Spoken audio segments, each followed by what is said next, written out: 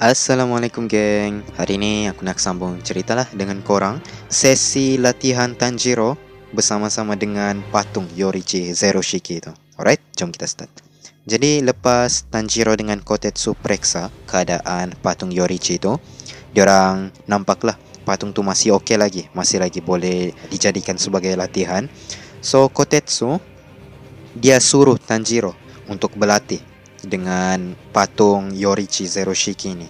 Dan dia suruh jugalah Tanjiro, kalau dia dah jadi kuat nanti, dia nak Tanjiro pergi marah, pergi macam maki lah dengan Tokito. Sebab Kotetsu memang dia tak suka dengan Muichiro Tokito. Tapi Tanjiro ni dia refuse lah, dia kata dia tak boleh buat macam tu.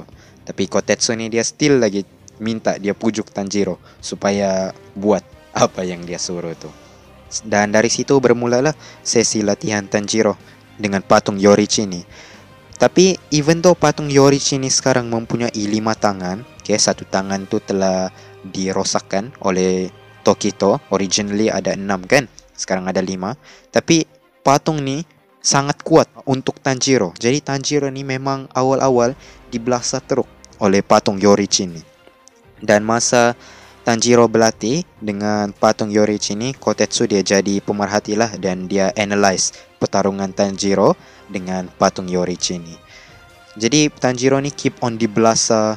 Lepas tu Kotetsu dia suruh lah Tanjiro ni bangun, teruskan lagi dia punya latihan. Dan dia bagi tahu jugalah dengan Tanjiro yang Tanjiro ni bergerak berdasarkan dia punya kebiasaan. Jadi Tanjiro ni dia bukannya baca pergerakan musuh dia, dan masa dia bagi tahu Tanjiro kelemahan Tanjiro apa semua tu, dia selit-selitkan jugalah perli dengan Tanjiro. So Tanjiro ni pun macam dia iakan sejalah apa yang Kotetsu kata, even though macam dia pun terasa jugalah sikit dengan apa yang Kotetsu cakap. Jadi diceritakan dekat situ yang Kotetsu ni memang originally dia memang mulut kasar sikit lah, okay? Mulut dia ada insurance. Tapi lepas bapa dia meninggal, dia meratapilah pemergian bapa dia. Start dari situ dia dah jadi pendiam sikit. Tapi dia jadi aktif lagi, mulut dia tu jadi aktif lagi lepas Tokito pergi serang dia. Tapi dia jadi down lagi balik lepas dia perasan yang dia kekurangan technical skill untuk baiki patung Yorichi itu kalau rosak. Tapi dia tak sedar satu benda, yang sekarang ni dia masih umur 10 tahun. Dia masih lagi sangat muda dan dia ada macam push diri dia tu gila-gila biarpun umur dia tu baru 10 tahun. Okay? Dan sambung lagi lah, diorang teruskan sesi latihan dorang. Dan Kotetsu dia bagi tahu dengan Tanjiro yang ada secret lah dengan patung tu. Actually, pergerakan patung tu boleh diubah. Okay? Boleh diubah. Dan pergerakan patung ni boleh diubah berdasarkan dengan dia punya macam sparring partner lah, okay?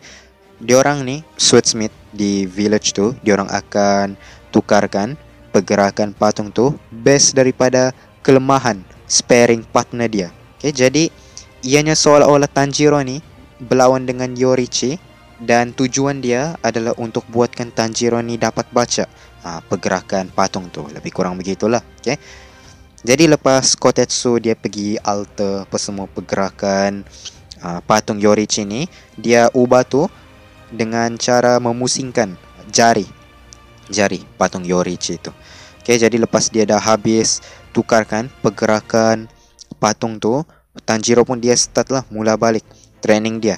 Dan of course lah Tanjiro masih lagi kena bantai oleh patung tu. Tapi kali ni senjata patung tu telah ditukarkan oleh Kotetsu. Asalnya pedang, tapi Kotetsu dia tukarkan menjadi pedang kayu lah di tangan patung Yorichi itu. Dan lepas Tanjiro dibantai oleh pedang kayu itu pun dia memang kesakitan lah badan dia. Dan dia rasa macam dia dah nak mati lepas kena pukul oleh pedang kayu itu. Jadi sepanjang sesi latihan Tanjiro dengan Kotetsu ni, dia perasan analyzing skill daripada Kotetsu ni memang bagus. Tapi Kotetsu ni betul-betul cikgu yang kejam. Betul-betul cikgu yang hardcore. Dia kata Kotetsu ni dia terlampau strict dengan training dia sebab dia tak tahu limit seorang manusia tu macam mana. Dan kalau orang tu tak dapat buat macam apa yang dia nak, dia takkan bagi makanan ataupun minuman dengan diorang. Betul-betul apa yang dia kata tu dia akan buat.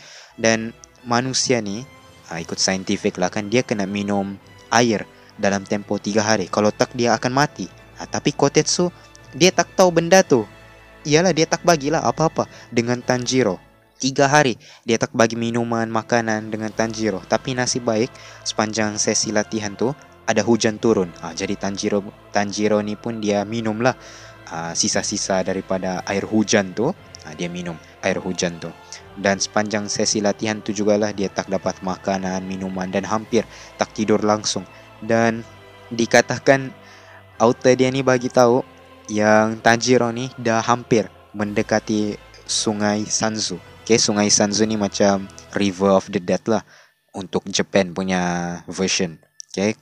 At one point, masa Tanjiro tengah berlatih dengan patung Yorichi tu, dia dapat terhidu sesuatu. Biasanya Tanjiro dia akan tercium bau opening lah daripada musuh dia.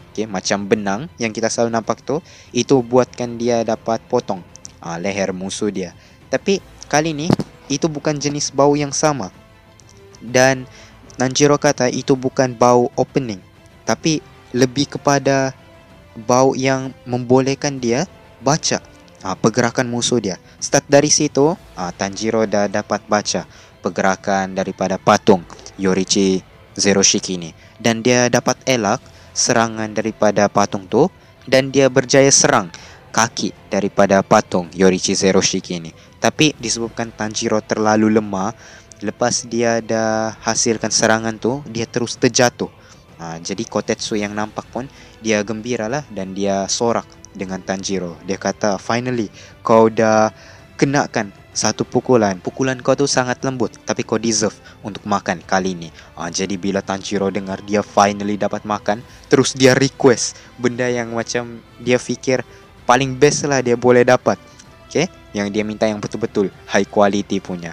Dan dekat situ barulah Tanjiro start makan lepas 7 hari sesi latihan dia. Jadi dekat situ Tanjiro ni kira dah skill berlawan dia memang dah increase lah. Dia dah dapat kebolehan untuk baca pergerakan musuh dia. Dia boleh tahu di mana musuh dia akan serang dia daripada bau diorang tu. Tapi disebabkan badan Tanjiro ni masih lagi kurang pengalaman daripada Hashira tu, dia punya reaction dengan refleks masih perlahan lah berbanding daripada Hashira. Tapi skill tu dah menjadi sebuah senjata untuk dia supaya dia dapat keep up dengan Hashira ni semua. Dan Tanjiro pun dia teruskan lah training dia dengan patung tu. Kali ni dia punya pertarungan tu memang sengit.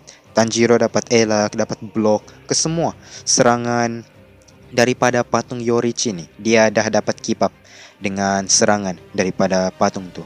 Sampailah satu saat Tanjiro ni dia melompat mengelak daripada serangan patung Yorichi ni, dan dia hampir tebas kepala daripada patung tu. Tapi dia sedar serangan dia tu boleh pecahkan, boleh rosakkan patung tu. So dia macam tagak-agak untuk lakukan serangan tu. Tapi Kotetsu dia terus teriak. Dia bagi tahu dengan Tanjiro, kau potong je, aku tak kisah kalau patung tu rosak, aku boleh baiki nanti. Jadi Tanjiro start dari situ dia dah teragak-agak untuk lakukan serangan dia. Dia terus serang leher patung Yorichi ni. Dan terjatuhlah Tanjiro lepas hasilkan serangan tu. Dan pedang latihan dia ni pun patah. Jadi Kotetsu ni pun dia pergilah tengok keadaan Tanjiro. Dia kata, kau okey ke? Gitu apa semua. Tanjiro ni masih lagi dia berada dalam kesakitan. Dan bila dia orang nampak patung Yorichi tu, kepala patung tu pecah, di situ baru dia orang nampak dalam badan patung tu ada satu pedang kuno yang betul-betul lama. Pedang ni adalah pedang daripada era Sengoku lagi. Alright? Itu sahaja untuk video kali ni, geng. Aku harap korang enjoy tengok.